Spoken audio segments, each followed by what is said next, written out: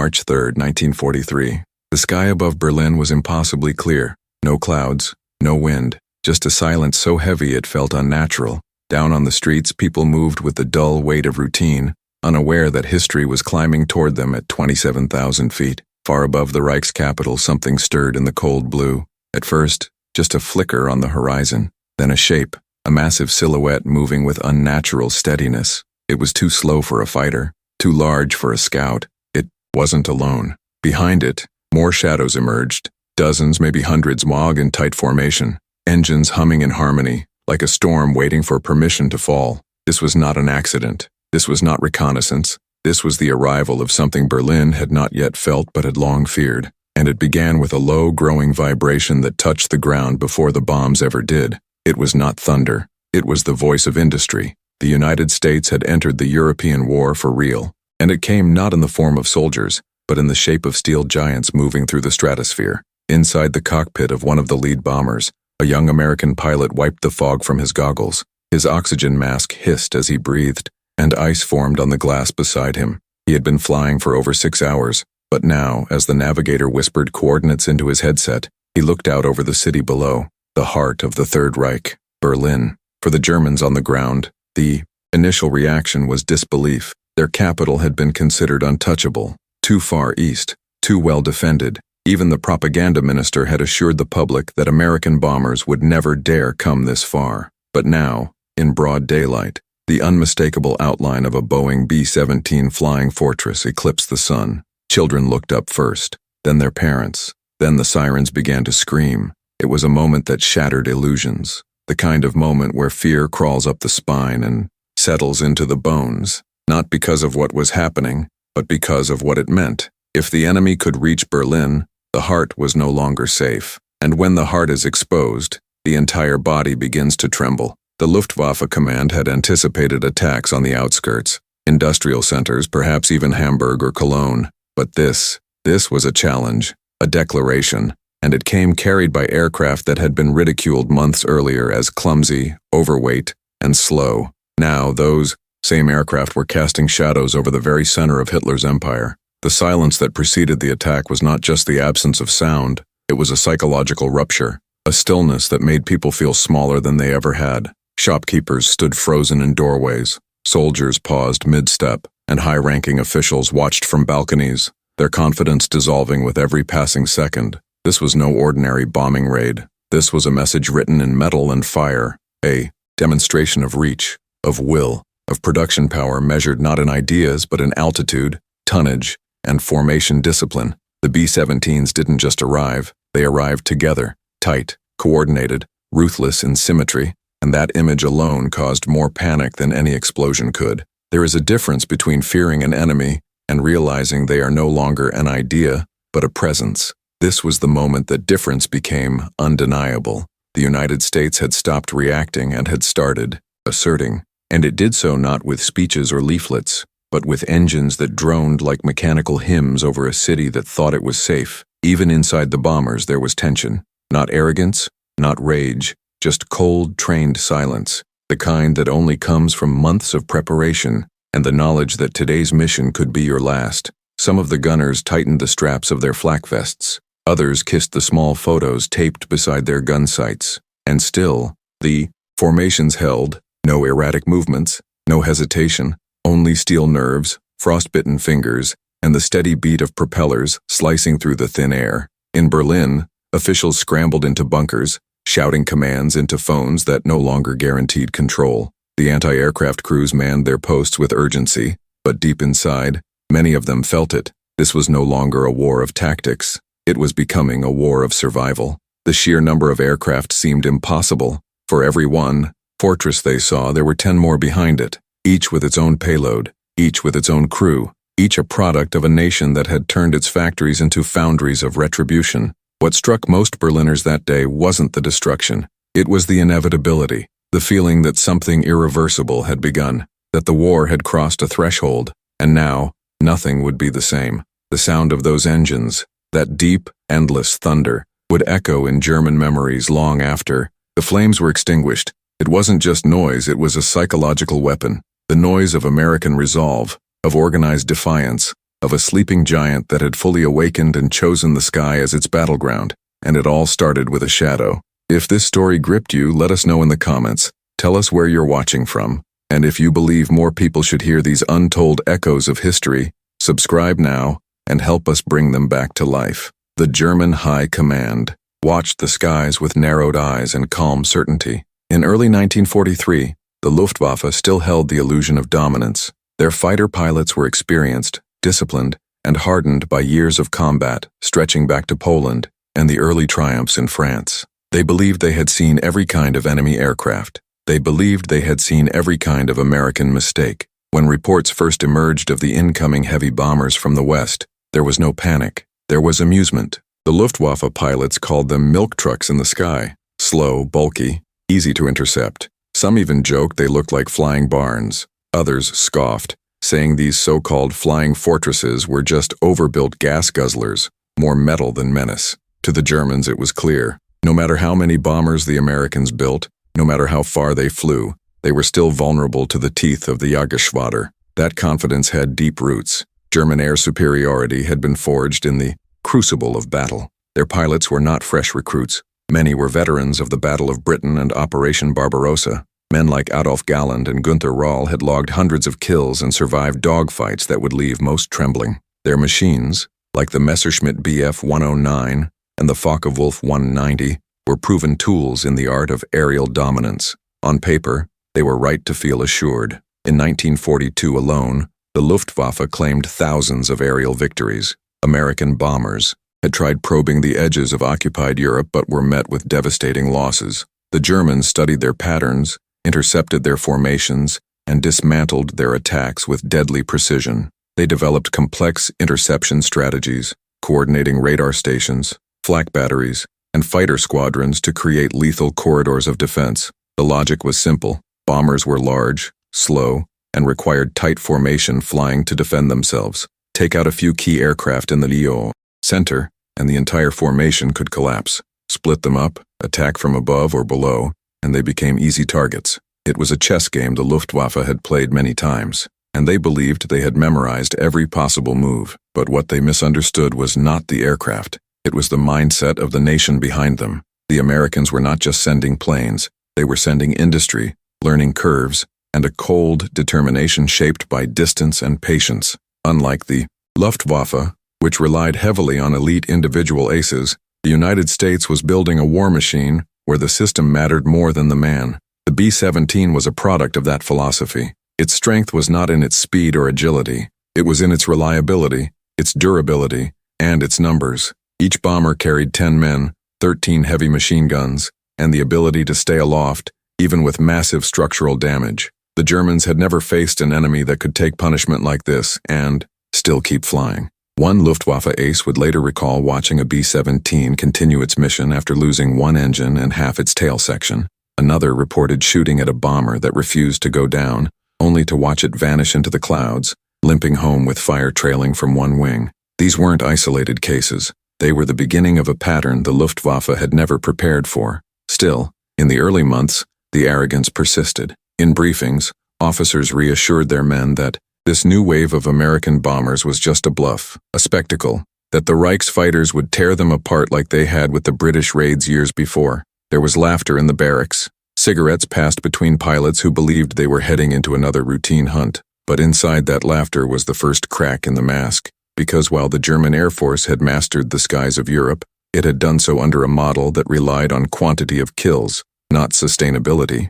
Their best pilots flew constantly, accumulating hundreds of combat hours, but that very success came at a price. Every loss became harder to replace. Every downed ace left a hole that no training program could fill fast enough. Meanwhile, the Americans weren't trying to win air superiority through individual glory. They were replacing losses with waves of trained crews. They were analyzing each failed mission with cold precision. Every aircraft lost became data. Every pilot who survived brought back lessons that were fed into simulators, manuals, and revised tactics. It wasn't glamorous, it wasn't romantic, it was methodical, clinical, and it was working. By mid-1943, the Luftwaffe began to notice strange patterns. The bomber formations were tighter. Their return fire was more coordinated. Escort fighters began appearing farther and farther east. And the number of bombers, it never seemed to decrease. For every 10 shot down, 20 more came back the next week. One pilot described it as trying to empty a river with a teacup.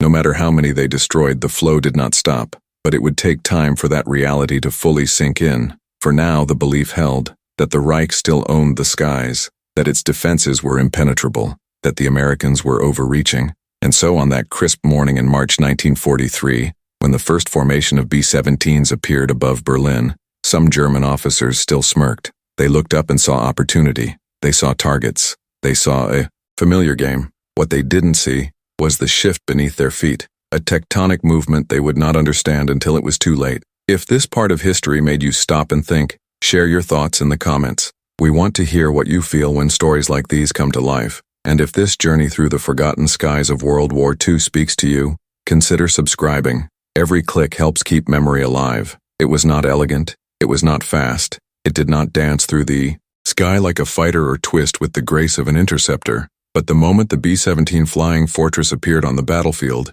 everything changed. Built not to evade, but to endure, this aircraft represented an entirely new philosophy of warfare. It was not a predator. It was a juggernaut. Born from Boeing's Model 299 prototype in the mid-1930s, the B-17 was a response to the growing need for long-range strategic bombing. The Army Air Corps had demanded an aircraft that could carry a heavy payload over great distances, defend itself with its own guns, and return home safely without the help of fighters. In theory, a bomber that needed no escort. In practice, a flying fortress. Its name was no accident. With 1350 caliber Browning machine guns arranged across multiple defensive positions, including a top turret, nose guns, waist gunners, a chin turret, tail guns, and a belly turret known as the ball turret, the B-17 was covered in steel teeth. Any fighter attempting to attack had to fly directly into coordinated streams of heavy fire. Pilots called it the flying porcupine. Getting close meant taking your life in your hands.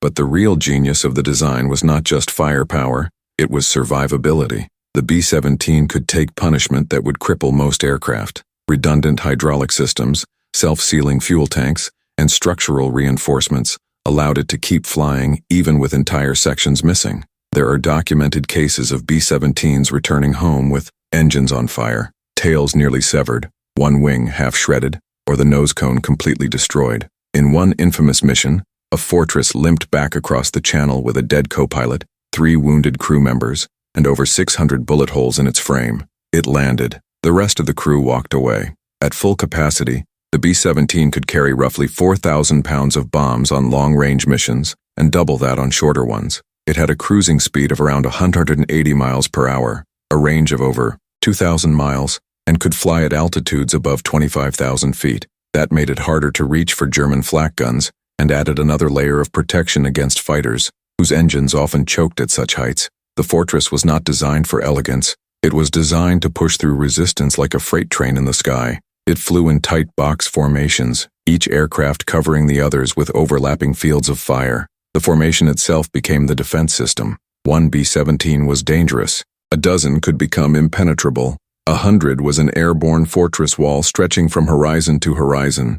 Pilots and gunners trained relentlessly to maintain that cohesion. One mistake in spacing could expose the whole group. It was a choreography of discipline, not built for acrobatics but for resilience. Inside the aircraft, the experience was brutal. The fuselage was unpressurized. At cruising altitude, temperatures could drop to 40 degrees below zero. Oxygen masks were mandatory. The roar of the engines was deafening. Crew members communicated through intercoms, their voices often breaking from static or fear. They sat in cramped spaces surrounded by steel and glass, scanning the skies for specks that could become enemy fighters within seconds. In the ball turret, perhaps the most terrifying position, a gunner curled into a fetal position inside a small sphere beneath the aircraft. Alone and exposed, he had to spot and fire upon incoming threats from below. There was no easy way out. If the landing gear failed and the turret jammed, there was little chance of survival. Yet men volunteered for it,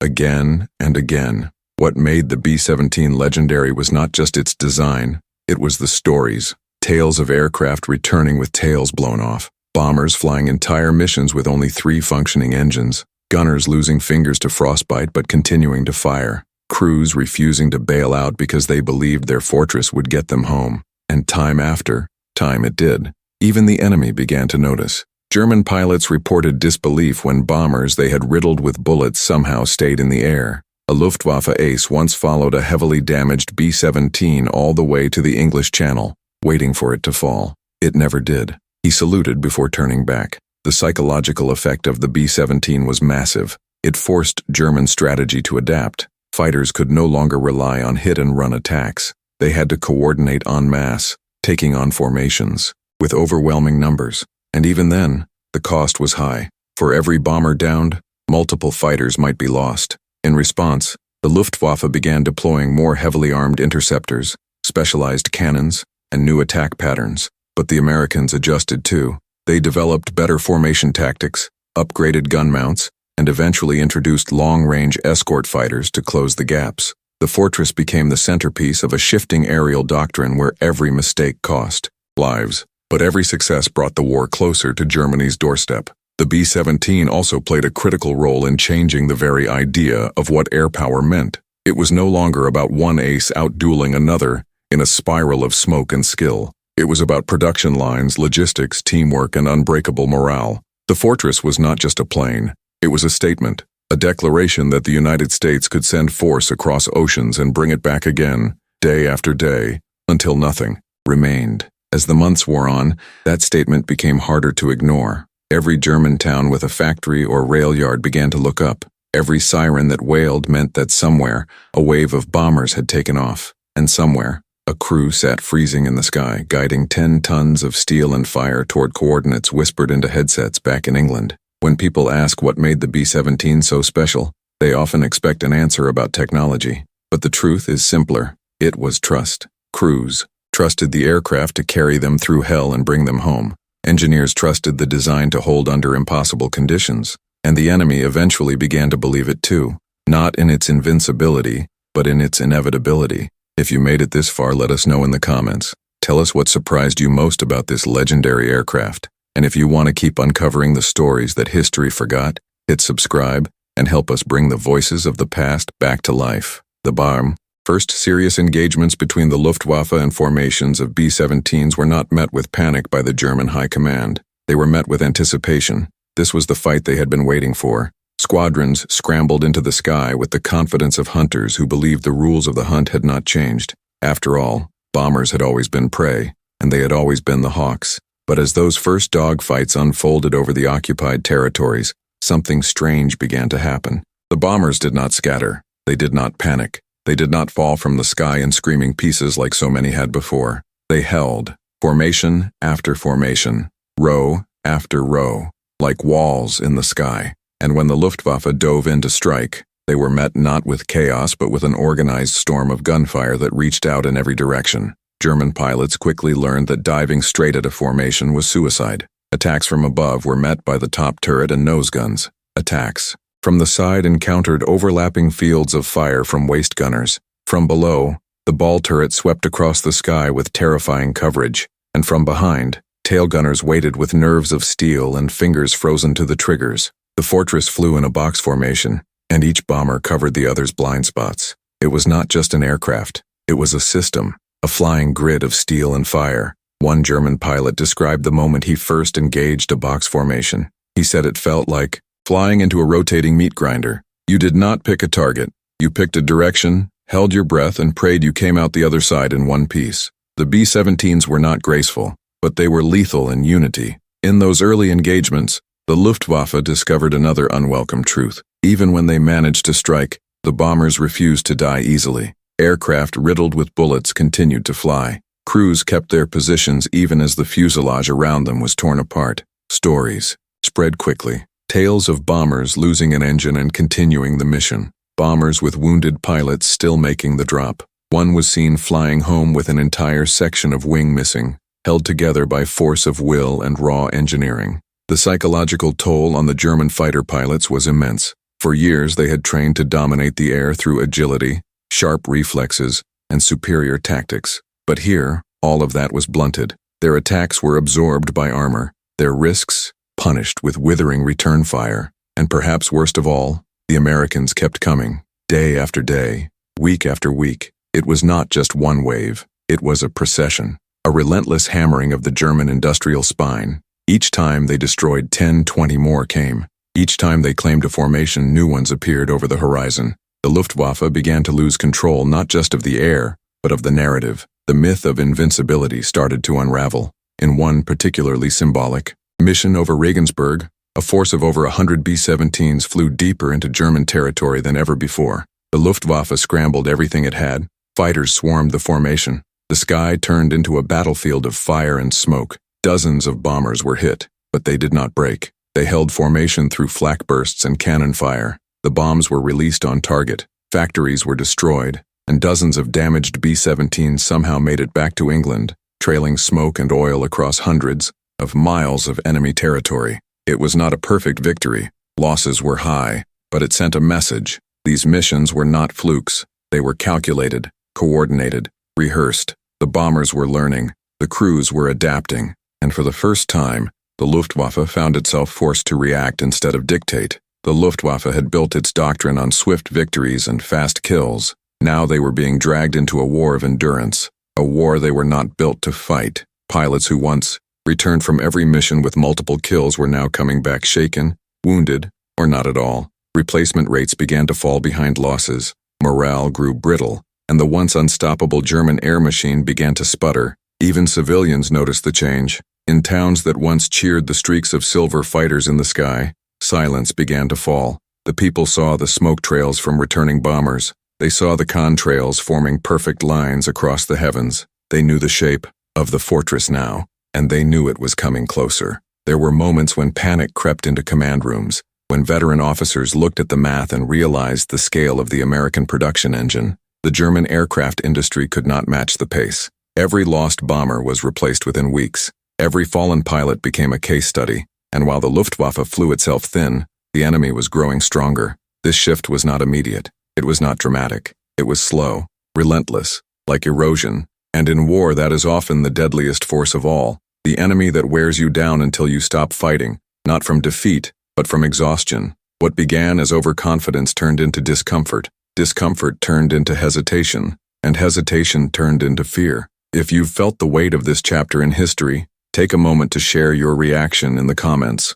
Your voice helps keep these memories alive, and if you want to continue traveling through the hidden corridors of World War II, consider subscribing.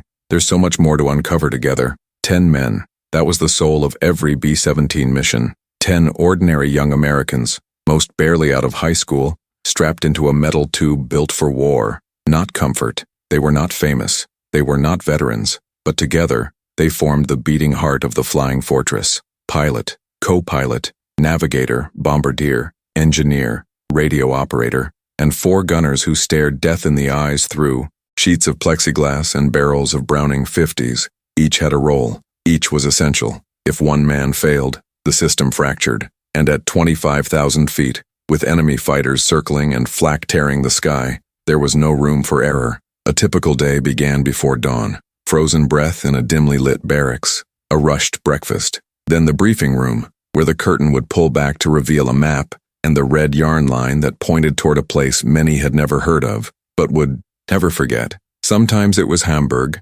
sometimes Schweinfurt, sometimes Berlin. Every man in that room knew that by the time the sun set, some of those chairs would be empty. Then came the ritual. Flight suits layered against the impossible cold, heated gloves, oxygen masks tested, flak vests heavy across the chest, dog tags around the neck, often kissed before climbing aboard. Some carried lucky charms, a coin from home, a girlfriend's scarf, a rabbit's foot. Faith took many forms at high altitude. Climbing into the B-17 was an act of submission to fate. The aircraft smelled of oil and cold metal. It vibrated with potential energy, as if it knew what was coming. Once the engines roared to life, there was no turning back. The plane did not comfort you. It challenged you. The roar was deafening. The space, claustrophobic. The silence between voices over the intercom, unbearable. Above 20,000 feet, the temperature inside the fuselage dropped below -40. Frost crept across windows. Machine guns froze. Oxygen lines iced over. Gunners wore electric suits powered by cables, but many still lost feeling in their fingers. Sometimes their guns jammed mid-combat, and they had to use bare hands to fix them, tearing skin on frozen steel. Inside the ball turret, a man no taller than 5'7" curled into a fetal position. His world was a sphere of glass beneath the belly of the bomber. If the landing gear failed, there was no escape. But from there, he could see everything. Fighters climbing from below, flak exploding like black blossoms in the distance. He was alone, swinging the twin .50 calibers left and right, praying the noise in his headset didn't mean a hit. The bombardier sat in the nose, looking down through a glass dome at the cities below. He was the tip of the spear, the one who carried the burden of knowing exactly where the bombs would fall. When the call came, he took over the aircraft, guiding it with the Norden bomb sight. In that moment, he was flying the plane, holding its fate in a crosshair. Many froze under pressure, others whispered to themselves, some cried. The pilot and co-pilot were responsible for keeping the aircraft level, even as explosions rocked it from all sides. They had to stay calm while watching smoke fill the cockpit, or watching fire creep down a wing. They flew with one hand and comforted dying crew members with the other. Sometimes they had to take control of the yoke after their partner slumped over, hit by flak. One pilot flew an entire return leg with a shattered arm, steering with his knees while a gunner applied morphine and held his collar to keep him upright. The engineer moved between positions, checking systems, rerouting power, extinguishing fires. He was the mechanic in midair, the miracle worker. One saved his crew by crawling into a wing during flight to put out a blaze. Another, wounded and bleeding, used a wrench to dislodge a jammed landing gear minutes before. Touchdown. The radio operator was their voice to the world. He sat near the center listening through static, trying to pull signals from chaos. If the plane went down, he was the one who would get the call out. Sometimes he had to deliver the news to base that another fortress was gone, that friends wouldn't be coming home. These 10 men were not superheroes. They were terrified. They vomited before missions. They wrote letters to mothers and girlfriends that they folded into flight suits. They made jokes on the ground to hide the fear. But when they were in the air, something happened. The silence of altitude did not break them. It bound them. They were more than a crew. They were a single mind spread across a steel body. One crew returned with their pilot unconscious, their tail section missing, 2 engines dead, and fire climbing up the fuselage. The co-pilot had been killed. The bombardier stepped into the cockpit, flying the plane with only basic training. The engineer held the controls steady with one hand while clamping the pilot's femoral artery with the other. They landed. The pilot survived, and no one on board had abandoned their position. Courage in the B-17 was not loud. It was quiet. It was a waist gunner who kept firing even after shrapnel tore through his leg. It was a navigator who found a way home after the compass was destroyed. It was 10 men who, every time they lifted off, knew the odds were against them and went anyway. During the height of the campaign, the average life expectancy of a bomber crewman in the 8th Air Force was only 11 missions. The tour of duty required 25. Later, it increased to 35. Most never made it. These men aged years in a matter of weeks. Their eyes sank. Their voices hardened. They saw things no one should see from above. Factories melting into fire. Cities collapsing in slow motion. The glow of explosions reflecting off frozen clouds. When they returned, if they returned, their hands shook as they lit cigarettes. They drank in silence. They laughed too loud. And then they slept, waiting to wake up and do it again. The war taught them more than any classroom could. About loss. About loyalty, about the price of every inch of sky. If these human stories resonate with you, leave a comment below and let your voice echo theirs. And if you believe these names and faces deserve to be remembered, subscribe and help us carry their legacy forward, one story at a time. When the bomb bay doors opened, there was no sound, no cinematic crescendo, no dramatic shout, just a simple command passed quietly through headsets. Steady, hold altitude, bombs away, and then they fell. From over 5 miles above the earth, steel cylinders tumbled toward their targets with an eerie silence that could only be described as detached. There was no way for the men watching from the glass noses of their B-17s to know exactly what those bombs would do. They had studied maps, coordinates, aerial, photographs. But once released, the bombs became part of a story they would never fully see. They had to trust the math, trust the navigator, trust the bomb site, and above all, trust that what they were hitting mattered. The primary targets were not random. They were selected by analysts who pored over intelligence reports, prisoner interrogations, intercepted communications, and photographs taken by reconnaissance aircraft. These were not missions of revenge. They were missions of attrition. They were designed to grind down the machine of war that powered the Nazi regime. Factories were first, especially those that produced ball bearings, synthetic fuel, and aircraft components. Ball bearings were the nervous system of war. Without them, tanks could not roll, engines could not run, aircraft could not fly. Schweinfurt was the beating heart of Germany's ball-bearing industry, and it became one of the most heavily bombed cities of the war. But every raid came at a cost. The missions over Schweinfurt and Regensburg became infamous. Dozens of B-17s were lost in a single day. Crews were shot down over forests, cities, rivers. Some were captured, some never found.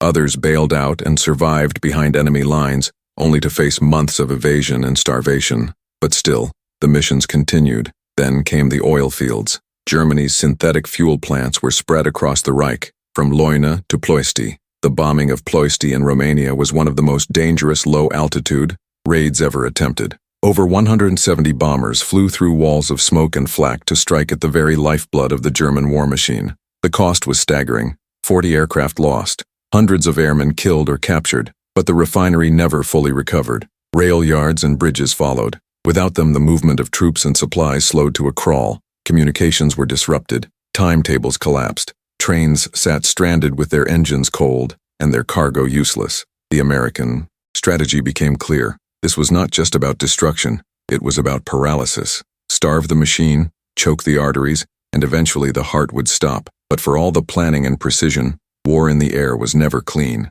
The Norden bomb site, once touted as capable of hitting a pickle barrel from 20,000 feet, proved far less accurate under real combat conditions. Flak shook the planes, clouds obscured targets, smoke from earlier raids distorted visibility, bombs missed, some hit civilian homes, some struck schools, hospitals, churches. Even the most disciplined crews could not avoid every mistake, and those mistakes had consequences. In Hamburg, the bombing campaign known as Operation Gomorrah unleashed a firestorm unlike anything Europe had ever seen. The temperature on the ground reached 1,500 degrees Fahrenheit. Entire city blocks ignited in seconds. The air itself caught fire. More than 40,000 civilians died in a single week. The survivors described winds so strong that people were pulled into the flames against their will. Mothers clutching children, families sheltering in basements that became ovens. No one in the bombers saw that. From 5 miles up, it looked like smoke and fire and debris.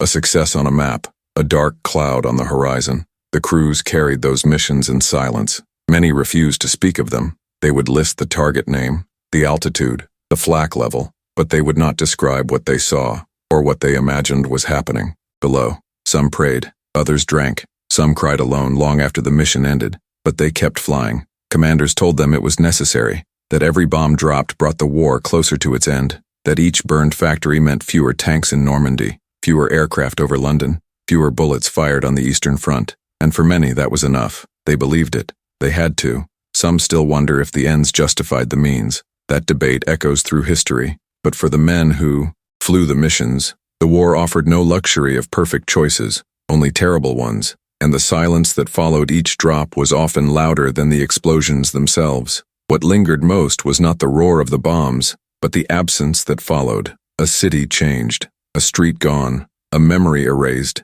That silence crept into the hearts of the airmen, and it stayed there, not as guilt, but as weight. And yet, the missions continued, because they had to, because if they stopped, the factories would rebuild, the rail lines would reopen, the oil would flow again, and more lives would be lost on every front. So they flew, and dropped, and returned, again and again, not for glory, but for necessity. This was the cold arithmetic of total war. And for those who lived it from the sky, the burden never truly left. If this chapter of history moved you, speak their names in the comments. Share what their sacrifice means to you. And if you believe these voices from above deserve to be remembered, subscribe and help us carry them forward, one story at a time. Wars are not won by courage alone. They are not won by the sharpness of a pilot's reflexes or the speed of a fighter's dive. Those are moments, fragments of a larger machine. What turned the tide in the skies above Europe was not a single maneuver or a single aircraft. It was the factory, the assembly line, the unrelenting rhythm of industry pounding like a drumbeat thousands of miles from the front. By the end of 1943, it was no longer just about the B-17. It was about how many B-17s the United States could produce and how fast they could replace those that were lost. The answer came from the roar of furnaces in Detroit, the glow of welding arcs in Seattle, The vibration of conveyor belts in Wichita. The numbers were staggering. Over 12,700 B-17s were built during the war. At peak production, one was completed every hour. Crews trained on simulators built by men who had flown and survived. New tactics were printed, distributed, and updated in real time. Losses were data. Successes became doctrine. Mistakes were turned into instruction manuals. The process never slept. What the Luftwaffe was facing was not a squadron. It was a system built on standardization, replication, and scale. Germany relied on craftsmanship, precision, elite engineers, and ace pilots. America relied on replication. You could shoot down 10 B-17s in a day, and by the end of the week, those 10 were already replaced, with better guns, with smarter crews, with fewer weaknesses. In Germany, a factory bombed could take months to rebuild. A missing train delayed 100 others. But in America, production could be rerouted. New factories were opened overnight. Entire plants were lifted off the ground and reconstructed closer to rail hubs. The Ford Motor Company's Willow Run facility in Michigan became one of the great marvels of the war. It produced the B-24 Liberator bomber, but its lesson echoed in every aspect of the war effort. Designed by Ford engineers, the plant used automotive-style mass production techniques to turn out one bomber every 63 minutes. This was not accidental. It was a cultural shift. America had taken the principles of civilian manufacturing and aimed them at total war. Assembly lines became arsenals. Housewives became riveters. High school students learned geometry from blueprints. And while German factories faced labor shortages, American industry grew, stronger with every passing month. It went deeper than machinery. Logistics played a role that few at the time fully appreciated. Spare parts were standardized and stockpiled. Fuel lines were laid across continents. Replacement engines were boxed, labeled, and airlifted before the original even failed. Crews rotated with clockwork efficiency. When a bomber landed damaged, repair teams moved in with surgical speed. An aircraft could be back in the air within hours. This was the war of replacement, the war of scale, and Germany could not keep up. The Luftwaffe's strength had been in its quality, but its aircraft took longer to build. Its aces, many of whom had hundreds of kills, were irreplaceable. As they were lost, so too was the institutional knowledge that held the Luftwaffe together. New pilots arrived with only a few hours of flight time, barely prepared to face seasoned American crews flying in overwhelming numbers. Even the skies began to reflect the industrial disparity. In 1943, a bombing raid might consist of a few hundred aircraft. By 1944, that number had grown into the thousands. Waves of bombers stretched from horizon to horizon, each wave escorted by fighters like the P-47 Thunderbolt and the P51 Mustang. It was not just air power, it was air domination. Every German radar screen lit up with movement they could not stop. Every alarm that sounded in every factory town across the Reich was proof that America's engines were louder than its promises. The psychological weight of this was enormous. Soldiers on the ground began to speak of the bombers as if they were not machines,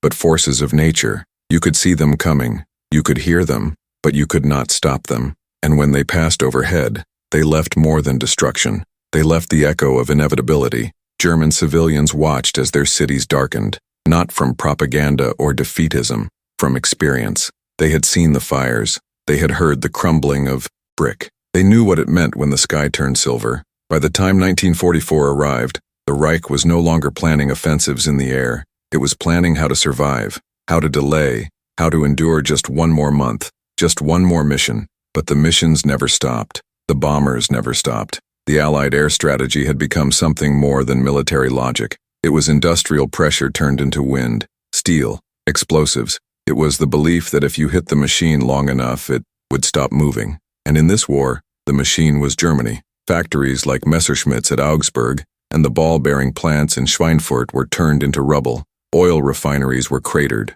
Rail hubs were shredded. And slowly, painfully, the arms of the war effort began to stiffen. Equipment was delayed. Tanks arrived without parts. Aircraft were grounded due to fuel shortages. What firepower could not destroy, exhaustion would. This was not a story of brilliance. It was a story of persistence, of repetition, of hammering the same target day after day until the cracks became breaks, until the breaks became collapses. If you believe in the power of memory, take a moment to leave a comment. Let others know that these stories still matter. And if you want to see history not as dry pages but as living breath, Subscribe and join us as we keep this legacy alive. At the beginning of the war, the Luftwaffe had laughed. They mocked the Americans and their oversized bombers. They called them flying cows. They doubted that any nation could build a machine heavy enough to carry thousands of pounds of explosives and yet agile enough to survive the European sky. They had good reason to be confident. The Luftwaffe had ruled the air from Warsaw to Paris.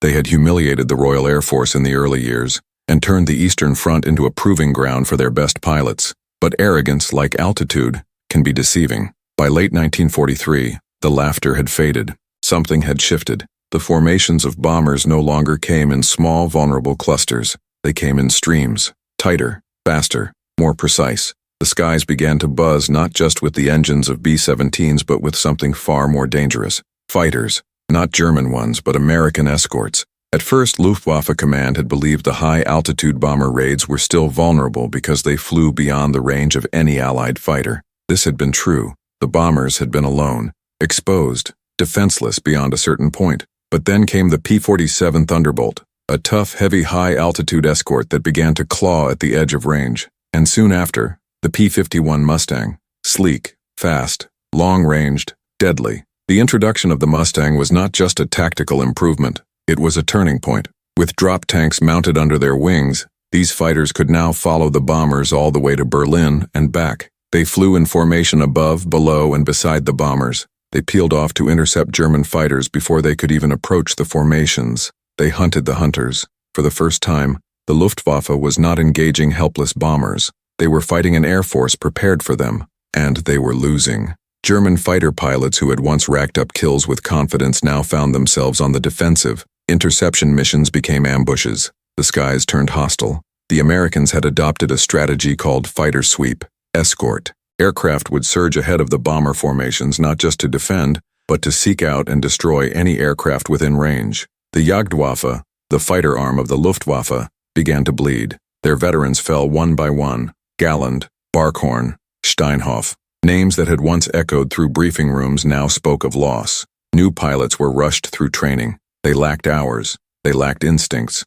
They flew headfirst into swarms of American aircraft and disappeared. A Luftwaffe veteran once said the difference was simple. Before you attacked and returned. Now you attacked and hoped. In the spring of 1944, the Luftwaffe attempted a final series of massed counterattacks. Operation Steinbock, the defense of the Reich campaign, but they were overwhelmed. The coordination that had once defined German air superiority was breaking down. Fuel shortages meant squadrons could not train. Parts shortages grounded hundreds of aircraft.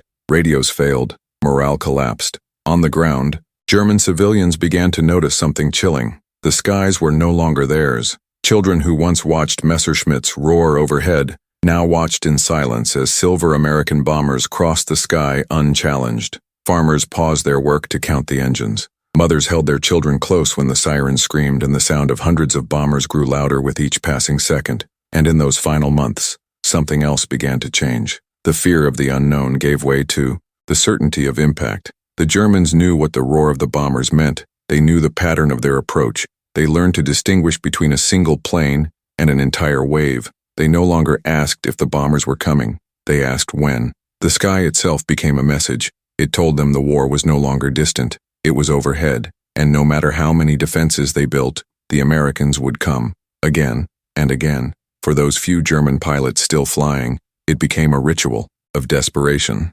Scramble, climb, engage, flee. Each sortie was an act of survival. The days of glory were gone. Now it was about staying in the air long enough to land. Every mission ended with more friends missing, more names scratched off the roster, more silence in the barracks. What had begun as air superiority had become air domination, not through arrogance, but through adaptation, not with aces, but with industry, not with bravado, but with cold, relentless momentum. In interviews years later, some surviving Luftwaffe officers admitted something remarkable. They spoke not with hatred, but with a strange respect. Respect for an enemy who had once been mocked, for the crews who flew into gunfire every day, for the engineers who solved problems with steel and sweat, for the nation that had built not just planes but a system too big to stop. One German pilot, long after the war, said quietly, "When the bombers came alone, we feared them, but when the fighters came with them, we knew it was over."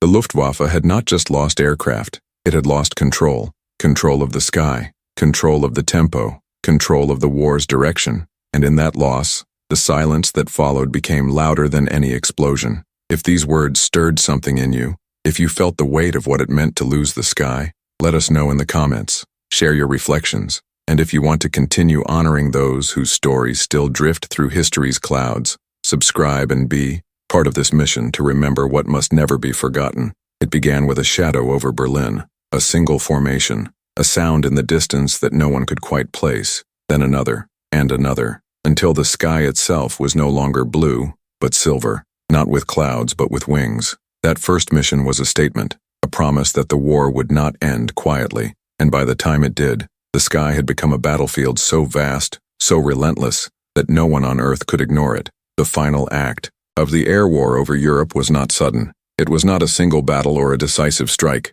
It was slow, relentless, inevitable. The result of 1,000 missions flown by tens of thousands of men who knew the risks, understood the cost, and climbed into their aircraft anyway. Each mission was another crack in the wall. Each bomb drop another line written in the obituary of the Nazi war machine. By early 1945, there was nothing left to challenge them. The Luftwaffe, once the terror of Europe, was gone in all but name. Pilots with barely 20 hours of training were thrown into the air in desperate final efforts. The factories were rubble. The fuel was gone. The orders kept coming, but the aircraft did not. In the final weeks of the war, American bombers flew missions without opposition. No fighters rose to meet them. No flak batteries lit the sky. The roads below were filled with refugees. The cities were hushed in anticipation of surrender. The sound of engines that once inspired panic now echoed like a funeral march. Some missions were canceled before the bombers even reached their targets. There was nothing left to destroy, just smoke, memory, and the silence that follows collapse. And through all of it, the B-17 endured. It had begun the campaign as a question mark, a gamble, a theory in aluminum and gunmetal. By the end, it was a symbol of perseverance, of precision, of power not built on destruction, but on discipline, unity, and will. The German people, many of whom had grown up hearing tales of invincible Luftwaffe pilots, now watched the skies and felt something very different. Not just fear, but resignation. Not just pain, but awe. The silence that followed the final raids was unlike anything that came before. It was not the silence of safety. It was the silence of surrender. When the war ended in May 1945, the world had changed forever. The age of air power had truly arrived. Borders had shifted. Cities had been leveled. But something else had happened. Something harder to measure. The myth of invincibility had been broken.